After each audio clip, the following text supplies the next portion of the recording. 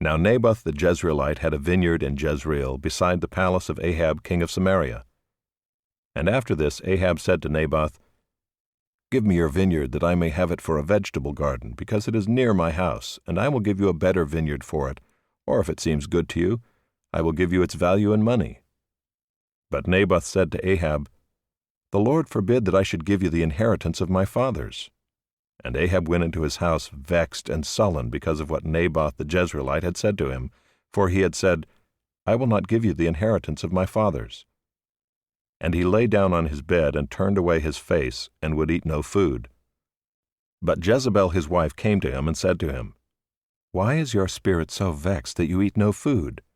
And he said to her, "Because I spoke to Naboth the Jezreelite and said to him, 'Give me your vineyard for money, or else, if it please you, I will give you another vineyard for it.' And he answered, 'I will not give you my vineyard.' And Jezebel his wife said to him, 'Do you now govern Israel?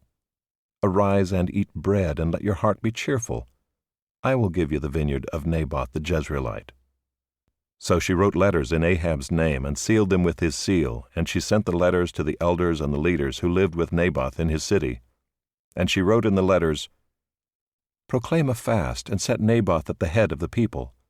And set 2 worthless men opposite him, and let them bring a charge against him, saying, You have cursed God and the king.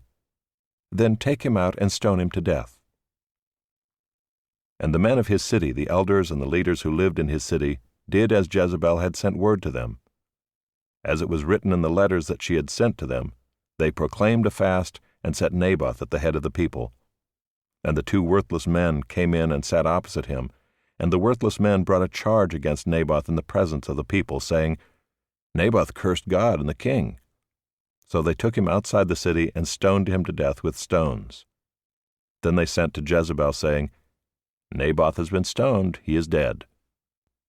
As soon as Jezebel heard that Naboth had been stoned and was dead, Jezebel said to Ahab, 'Arise, take possession of the vineyard of Naboth the Jezreelite, which he refused to give you for money, for Naboth is not alive, but dead.' And as soon as Ahab heard that Naboth was dead, Ahab arose to go down to the vineyard of Naboth the Jezreelite to take possession of it. Then the word of the Lord came to Elijah the Tishbite, saying, 'Arise, go down to meet Ahab king of Israel, who is in Samaria. Behold, he is in the vineyard of Naboth, where he has gone to take possession. And you shall say to him, Thus says the Lord, Have you killed and also taken possession? And you shall say to him, Thus says the Lord, In the place where dogs licked up the blood of Naboth, shall dogs lick your own blood.'" Ahab said to Elijah, "Have you found me, O my enemy?" He answered, "I have found you because you have sold yourself to do what is evil in the sight of the Lord. Behold, I will bring disaster upon you. I will utterly burn you up, and will cut off from Ahab every male, bond or free, in Israel.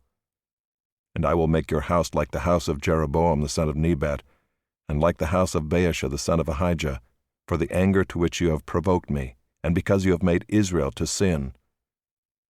And of Jezebel the Lord also said, "The dogs shall eat Jezebel within the walls of Jezreel.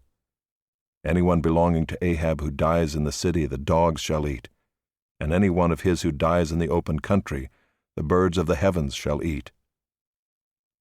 There was none who sold himself to do what was evil in the sight of the Lord like Ahab, whom Jezebel his wife incited.